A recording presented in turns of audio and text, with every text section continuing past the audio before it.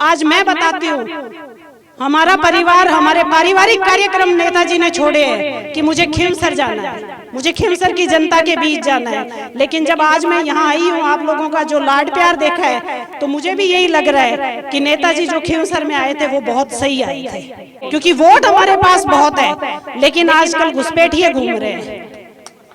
इस चीज को ध्यान रखना है। आपको रिश्तेदारी गिनाएंगे, सब गिनाएंगे, लेकिन आपने कभी एक बार दिल पे हाथ रख के सोचा है कि हनुमान जी बेनीवाल ने किसके साथ रिश्ता निभाया है? ऐसे, क्योंकि एमपी साहब समय समय पे जांच भी करवाते रहते हैं, इसीलिए शायद ठेकेदार भी डरे हुए हैं, यहाँ काम लेने से भी डरते हैं।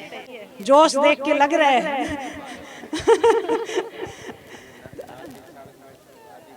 आधी आधी बिल्कुल बीच बीच में।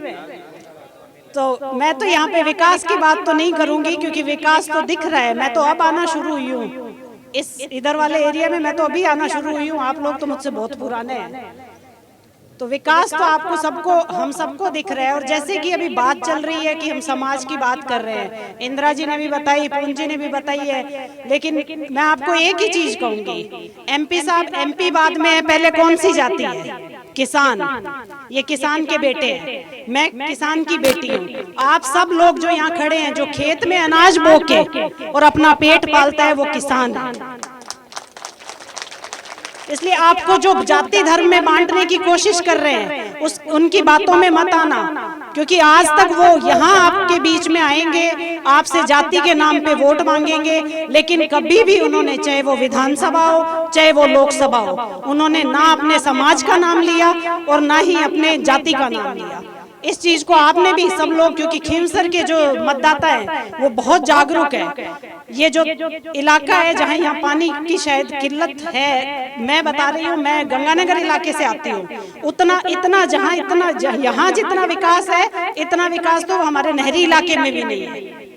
इस चीज का आपको गर्व होना चाहिए खींवसर वासियों को, कि हमारी जो सड़कें हैं वो इस तरह से चल रही है जैसे हवाई अड्डे की सड़कें होती है, उस तरह से। क्योंकि एमपी साहब समय समय पे जांच भी करवाते रहते हैं, इसीलिए शायद ठेकेदार भी डरे हुए हैं, यहाँ काम लेने से भी डरते हैं।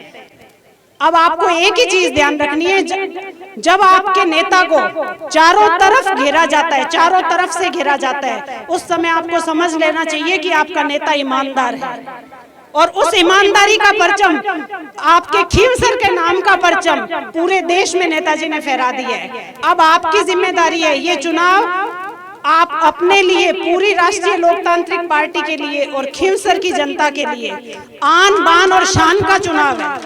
इसलिए आपको इतनी मजबूती रखनी है। आज आपके बीच में जो भी आएंगे, आपके लिए वोट आपसे मांगेंगे, बीच में बाद में आपको दिखाई नहीं देंगे, लेकिन एमपी साहब, पूर्व एमएलए साहब, मैं, हमारी पूरी टीम आरएलपी की, और जो कार्यकर्ता जो यहाँ गांवों में, क्योंकि हम तो आज आए हैं, वोट मांग के चले जाएंगे, लेकिन 13 तारीख तक जो गांव की टीम है, हर एक इंसान जो यहाँ आया है, उससे मेरा हाथ जोड़ के अनुरोध है कि आप रात दिन जग के और रखवाली करोगे एक एक वोट की, क्योंकि वोट हमारे पास बहुत है, लेकिन आजकल घुसपैठिए घूम रहे हैं। इस चीज को ध्यान रखना है। आपको रिश्तेदारी गिनाएंगे, सब गिनाएंगे, लेकिन आपने कभी एक बार दिल पे हाथ रख के सोचा है कि हनुमान जी बेनीवाल ने किसके साथ रिश्ता निभाया है? आज मैं बताती हूँ, हमारा परिवार, हमारे पारिवारिक कार्यक्रम नेताजी ने छोड़े हैं कि मुझे खींवसर जाना है, मुझे खींवसर की जनता के बीच जाना है। लेकिन जब आज मैं यहाँ आई हूँ, आप लोगों का जो लाड प्यार देखा है, तो मुझे भी यही लग रहा है कि नेताजी जो खींवसर में आए थे वो बहुत सही आए थे। अगर पारिवारिक कार्यक्रम और जनता को जरूरत के बीच में चुनना पड़े तो पहले जनता होनी चाहिए।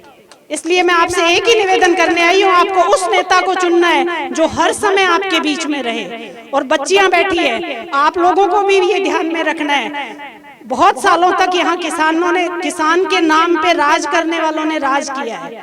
क्या एक भी कॉलेज थी आप लोगों के? क्या स्कूल थी आप लोगों के? लेकिन वो अब बनी है। जब खींवसर विधानसभा क्षेत्र बना, उसके बाद विकास होना शुरू हुआ है। और खींवसर की जनता की बहुत बड़ी मेहरबानी रही है कि जिस दिन से खींवसर विधानसभा क्षेत्र बना है, उस दिन से यहाँ की जनता इतिहास रचती आई है। और मैं समझती हूँ इस बार भी, चूंकि एक महिला कैंडिडेट हूँ, तो खींवसर से एक बार फिर इतिहास रचा जाएगा और महिला विधायक यहाँ से जाएगी।